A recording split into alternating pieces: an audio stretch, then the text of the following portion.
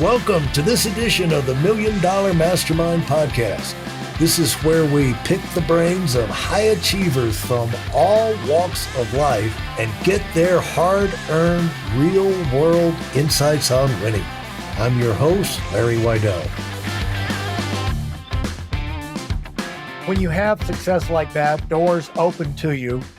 And what were some of those kind of doors that are open? So right now, I know that you've written a best-selling book on money, and we can talk about that. You've got your own podcast, and I don't know how long that's been going on, but you've got your own podcast. You've spoken.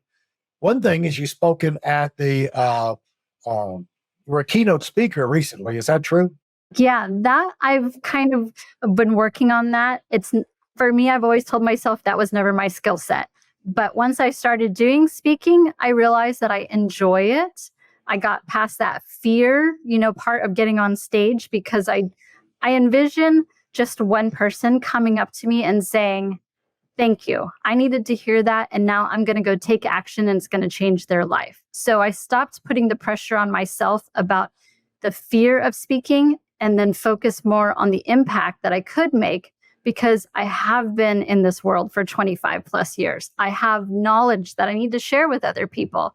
And if it wasn't for those early people sharing their knowledge with me, I wouldn't be here today. So I want to have the same impact on someone else. And so what have you found from the podcast? What results have you noticed? How is that changing you? I used to think that it was just me telling my story and somehow I would change people's lives. But having my own podcast, as you probably know, you get to meet incredible people who have incredible stories, who all have something to teach about money. And maybe the audience might not relate to me, but they're going to relate to that other person. And when they can relate to you and they start to trust you, that's when they're going to listen. That's when they're going to implement. Because until you reach them and they feel like they can understand where you're coming from, they're not going to listen to you, which means we're not going to change lives. When you wrote you had this desire to write your book, what was your thinking there? What was the compelling reason? Because it's a big effort to write a book. Yeah, I wanted something simple. I've read a lot of finance and money books over my years, and sometimes they're so long and cumbersome, and it can be overwhelming to someone who's just starting on their financial journey. So I wanted to reach that market. I wanted to reach a market that said, "Hey, I want to control my finances. I want a different life. I don't know where to start." So I wanted to provide them with 101 tips that they could implement easily into their life today, or at least pique some conversation around money. And you don't need a dictionary, but it's a simple blueprint for you to start on your money journey today. But on the face of it, 101 tips would sound complicated right there. Is the idea of giving them a smorgasbord of things and they could pick the ones that fit their situation now and then maybe down the road do other things? What was your idea between putting this flood of tips out there? You learned a lot of tips along the way. Yeah. And as a money person, numbers speak to me, and to a certain audience, numbers speak. So I did a lot of research on book titles. So Empower Your Money. Your and money are one of the 5 most Google words ever. So if you're Googling money and the word you're going to pull up in rankings. So that was the first part. And then when you do the subtitle, people like numbers. And so I wanted to put the word tips in there. So it didn't seem like here's a whole dictionary for you. It's just a tip. Take the tip, run with it, implement it, or move on to the next one. Yeah. Now, what was the main thing when someone reads that book? What are the main thing you want them to go away with? The first thing is my number one tip, which is invest in yourself. And it really means take the time to figure out what you want to learn about. So when you invest in your own education first, that's the start of the journey. And it goes into, tips about retirement. It goes into tips about your children. So you're going to take away from it where you are in life today. And just to be able to take one action, implement it, it really can change. Now, you ran that office, you had success, but you got restless, I guess, and decided you wanted to go on your own and do your own coaching, which is what you do now. And we talked before we got started uh, about your coaching. You coach people on passive investing. You're a big believer in passive investing. And how did you come around to that? People are busy. That's probably the biggest objection I hear from people is they don't want to invest or they don't know where to start because they're running their careers, their business, their lives. They're so busy. They just want to set some money aside, let it work hard for them without having to put in all the additional effort. They don't want to watch the stock market. They don't want to drive by houses or deal with tenants. And so I give them a couple of options that's part of their investment whole portfolio to be able to add some passive income opportunities to what they may be already doing. But that's where my expertise goes in. And then we bring in a financial advisor so that we at least diversify and get into some other areas, because I never recommend for anyone just to be in one sector. Now, does that mean when people start with you as a new client, do they have to have a minimum amount of money to invest? And, because you'll go through what are your objectives and how serious are you about this? And, are you going to stay with this for a while? Because it's got to be worth your while to coach them. They've got to, you can't coach somebody who's not willing to be coached. So I'm sure you have a question area that you put them through. So what are you looking for when you look for people? As a professional, you understand that I am looking for someone who's already experienced in some investing. The brand new people, I will refer them to financial advisors in my world that I might think is a good fit for them. This is in addition to their existing portfolio. So I'm looking for clients who have already been in the market. Perhaps they understand real estate, tax liens, things of that nature, commercial real estate. That's more of the lane that I stay in. So your brand newbie investor is not going to be my client, but I can help coach them and get them to a place where they will be able to invest with me.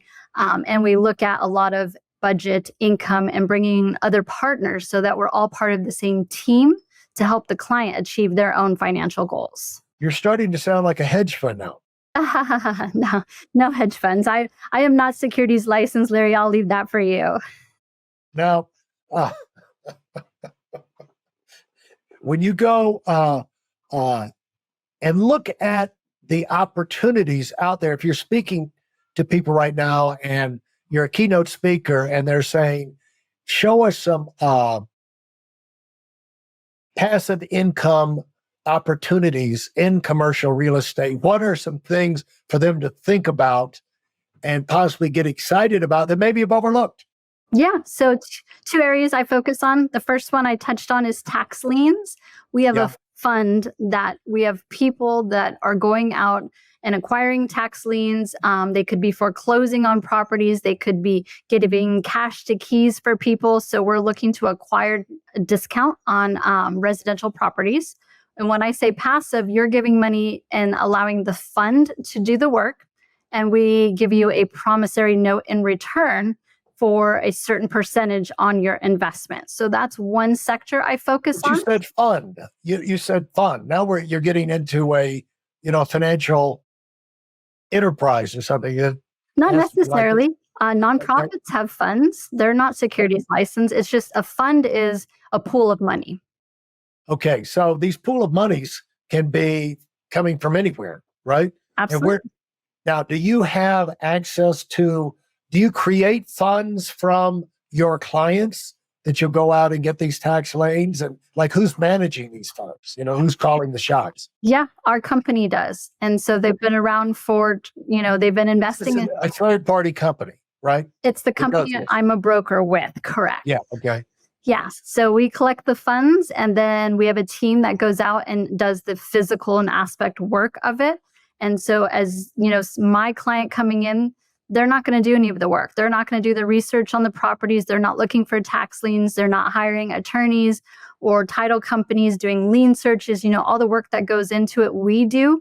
They're lending money to this fund. And in return, we're paying them a percentage interest rate. Now, when they lend the money in, is it going to stay in there for a period of time? Is it like a 5-year commitment type thing, something like that? Yes, this specific one is a 3-year time commitment, but your interest is paid annually. Uh-huh. And so, what other kind of things are out there that uh, people have maybe overlooked that or opportunities for passive investment? Yeah. So the other one that we have to offer is more of a commercial or developer fund. And so, as you probably know, the banks are a little bit leery right now on investing, or say, for example, a developer went over budget and they just need a little bit more capital to finish a project. Those are more short term requirements. And so that's the where we focus on. The other one, I primarily work with the tax lien fund, but those are a couple of the options that our company has to offer. And again, the client is giving the money or loaning the money to the fund, and they just collect their interest. So that's passive, meaning they're not putting in the work to generate the income. We do that. We're just promising to pay a certain percentage, called an interest rate, back to them for the funds that they're giving to us. Yeah, and that's more attractive than standard investments because You know what you're going to get at the end of the day. I don't know what's going to go on with the stock market. One crazy headline can take a stock down for, whatever various reasons. I don't believe in investing in crypto. To me, Bitcoin, there's no financial statement. I can't analyze a Bitcoin, so I stay away from that market. And those are very active. You need to be active in those roles, or hire someone like yourself who's active in the industry to give you advice on, other aspects of investing. oh no, not me. No, not, not not me. I'm not going to get into the buying and selling. For those of you who are sick and tired of fooling around and are dead serious about wanting to move up fast, I've got something especially for you. I've combined the best insights from over 40 years in business and making $70 million in income and compressed them into a free webinar. That's right, it's a free resource. If you want to find out exactly what the concepts are that I use in coaching million-dollar earners, register now at weidelonwinning.com. You'll discover the 5-part framework used by so many to reach their financial, personal, and professional goals.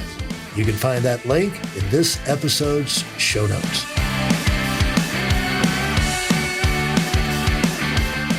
Now, the thing is that let's switch gears and go back. You've observed a lot of people, coming up, and you started on the underbelly of the financial side of life, and you've had a chance to analyze people and make up your mind.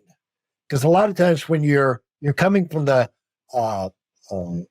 poverty side of the tracks, you're ignored, and people don't realize you're watching them. And you're in a unique position to observe. But then you move into a situation where you're running an office and you see people come in and out of 100 people you recruit, in real estate, it's just like any kind of commission environment. It's like gym memberships. Out of 100 people to sign up, you're going to get the top 10%, the bottom 10% that don't do anything and, never come. And then the top 10% that are in there all the time. And, so what trends did you notice? Let's just talk about your real estate. In running the real estate company, what did you observe about the people who came in and were successful? What were their traits there? And talk about some of the success stories you witnessed with people who came up through your system. And, maybe they developed them there. Maybe they came in with a lot of these things in place. But first of all, what did you notice about the people who win and the people who lose in that environment? Yeah. So one of them, I think people need to be disciplined. They need to know that they have to check their ego a little bit and learn from other people, because you could be in real estate 20 years and not be successful. So if something is not working for you, you need to be disciplined enough to check your ego. Also consistency. People will, especially real estate agents, I think they get the rap about like chasing the shining object. Yeah. You have to allow for something that you implement, give it time to work. and figure out, can I tweak it and make it better, or do we scrap it all together? But if you don't allow it enough time to go through a cycle, then you never really truly know if it's really going to work. So those are a couple things. And then also looking for places that other people are not. Early in our real estate, when we were developing our team, there were no real estate agents on radio. So we launched a radio show and we talked about real estate. So that was an early adapter for us. Then we started being on billboards. There's lots of attorneys on billboards, but you don't necessarily see a real estate agent. We wanted the audience to see that we were real people. We wanted them to be able to relate to us because they're not buying or selling a house from a company. They want someone on their side. And so building the brand around a person really worked well for us. Yeah. And in terms of developing people skills, do you find that people can really change? Oh, absolutely. I mean, I've been through many changes myself in my life. You need a compelling reason to. So like if a new agent is coming in and maybe they're doing a career switch, maybe they got married or had a kid, maybe they have a chip on their shoulder because they failed at a previous business. Figuring out where that pain point is will help them to make that change or that transition to be a better version of themselves. What would you say is your, looking back, the biggest pain point you went through? And maybe it happened to you, or maybe you did it to yourself, but regardless, there you are and you got to deal with it. Like, for example, yesterday, I won't get into it, but something happened with someone, I won't even say who they are in my life, but they're in my inner circle and I'm still furious at them, because we had a plan, very clear, explain it, blah, blah, blah, blah. It's like, you build day, week, month, year off tightly using your schedule. And then they proceed to go like you never even had the conversation. And then all of a sudden it's up to you to go rebuild the God blessed skyscraper that they bungled because they just must not have been paying attention, And so this happens to us, you're never going to get away from it. But the worst time is when you do it to yourself. And I almost got run over by a bus coming over here from I told you I came off the mountain skiing early. And I was so preoccupied with this one thing that I was telling you. I walked across the street. I thought I was on the curb. I was actually about 4 feet out in the middle of the road and a bus almost ran over me. And that would have been hard to explain to everybody. But it's worse when you do it to yourself. But these things are happening all the time, but they're really severe ones where it cuts to the bone. A lot of times we don't want to talk about it, Angela, but sometimes they're the most important. Yeah, for me, the most recent one would be my divorce. So it's been 3 years now, and I'm a firm believer that in any type of relationship, marriage, business, whatever, it takes two people to win. It takes two people to lose. And so I really had to reflect on myself. How did I lose? What did I do? And what could I have done differently? And what do I need to change going forward? And not only that, but being married for a long time and now being a single, he bought out the companies. So I had to find a brand new identity.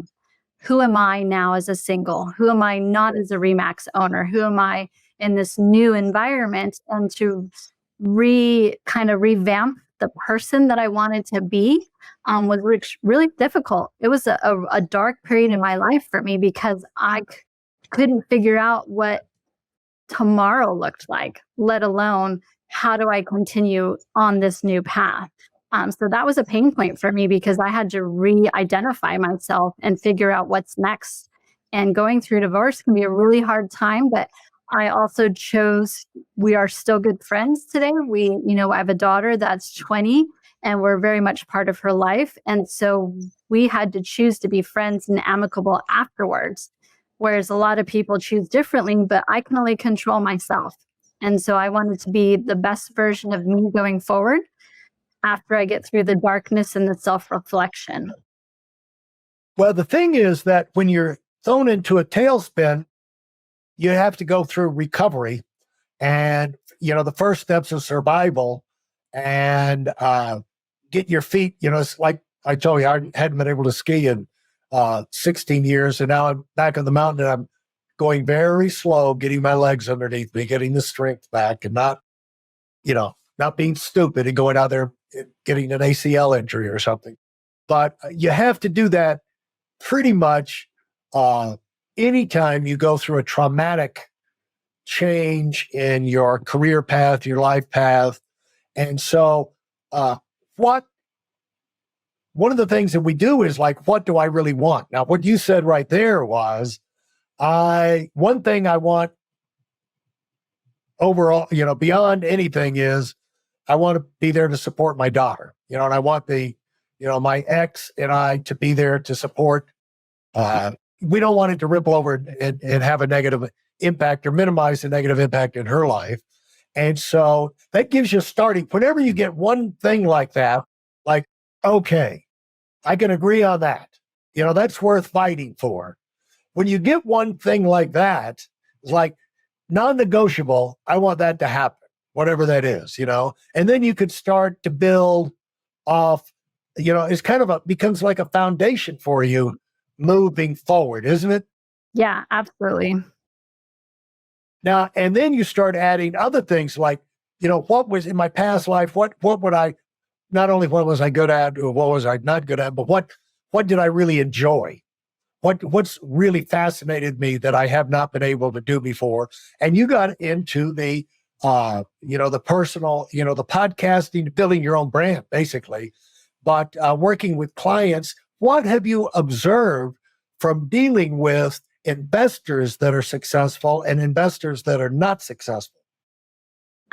It comes down to them kind of trusting me and my process, because they could be real estate investors before that, or maybe they only believe in like stock market. And so you'll get those objections from people. And if they don't ask enough questions to truly understand what it is that I do and how that I can help them. And a lot of that falls on me too. I do ask them questions, and sometimes you might think that they understand what you're talking about, and then they walk away and they don't know what you're talking about. I think that can lead to an unsuccessful relationship. And so you have to take the time up front. I'm not going to do what I used to call, or what they called in banking, which is product popping. Oh, here's this investment. You need it. I don't know if you need it. If we haven't had a discussion and really understand what you need from financial planning or from your investments, this might not be the right fit for you. Yeah. Yeah, that's that's what the stockbrokers have been accused of all the time, smile and dial. We got 10,000 shares of this came in this morning. We've got to move them by 5 o'clock today. You just go through your Rolodex and try and find somebody to buy 1,000 of them, whatever. But that's not what you're doing. And are these, when you get in with these things, these are people that you're hopefully going to be having long-term relationships with. So you have to be careful about getting started. Yeah, it's just like a marriage, right? You're picking the right partner. If you know that you're going to spend 3 years with a client, I want to work with someone that we can, build a great relationship together, that we want to work with each other. I don't want to be stuck with someone who doesn't like me for 3 years, because that's not going to serve them or me. And I'm grateful enough where I'm in a financial position where I don't have to make a sale. And that's the big thing. This is the wrong industry to be in if you have to make a sale. Go work somewhere else, build up your income and portfolio, and then come to this industry, because I feel like I'm a servant to my clients. I am helping them achieve goals. I'm not creating an income. While that's a byproduct of it, that's not my purpose. My purpose is to help my clients achieve their goals, and I don't have to have a sell in order to keep my lights on. Thanks for listening to the Million Dollar Mastermind. If you felt there were any valuable takeaways from this episode, please take a minute and leave us a 5-star review. Your feedback is important and really helps us get the word out to a wider audience. Remember, we have a valuable webinar that is absolutely free. Register for it right now at weidelonwinning.com. Thanks for listening.